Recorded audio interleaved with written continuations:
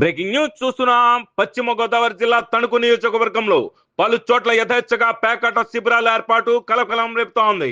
తణుకు మండలం Paidiparru police station లో rowdy shoot ఉన్న ఓ వ్యక్తి ఆధ్వర్యంలో ఈ పేకాట దందా కొనసాగుతున్నట్లుగా అత్యంత విశ్వసనీయ సమాచారం అందుతోంది.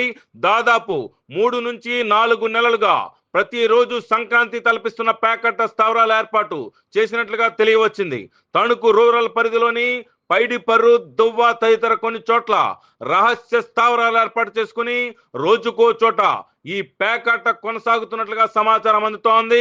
రోజుకు సుమారు 60 వరకు కోతాట పేకాటల ద్వారా నగదు చేతులు మారుతున్నట్లుగా తెలుస్తోంది.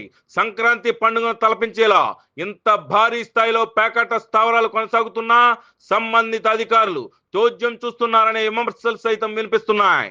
గతంలో వైసీపీ నాయకులుగా కొనసాగిన సదరు నిర్వాహకుడు ప్రస్తుతం అధికార పార్టీలో చేరి నాయకులను ప్రసన్నం చేసుకోవడం ద్వారా తన పేకాట దందాలు కొనసాగిస్తున్నట్లుగా విమర్శలు వినిపిస్తున్నాయి.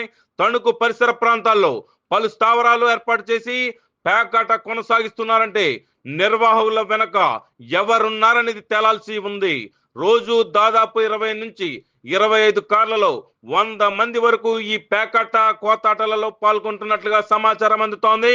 దువ్వ సెంటర్ నుండి కార్లలో వచ్చిన వ్యక్తులను తమ సొంత వాహనాల ద్వారా రహస్య స్థావరమైన ముద్దాపురం, కోనాల మధ్యలో ఉన్న ఏటుగట్టుపైకి తరలిస్తున్న నిర్వాహకుడు క్లబ్ సౌకర్యాలను తలదన్నేలా ఈ ఓపెన్ క్లబ్ ఏర్పాటు చేసి ప్రతిరోజు లక్షలాది రూపాయలు సదరు రౌడీ షీట్ ఉన్న వ్యక్తి సొమ్ము చేసుకున్నట్లుగా సమాచారం అందుతోంది.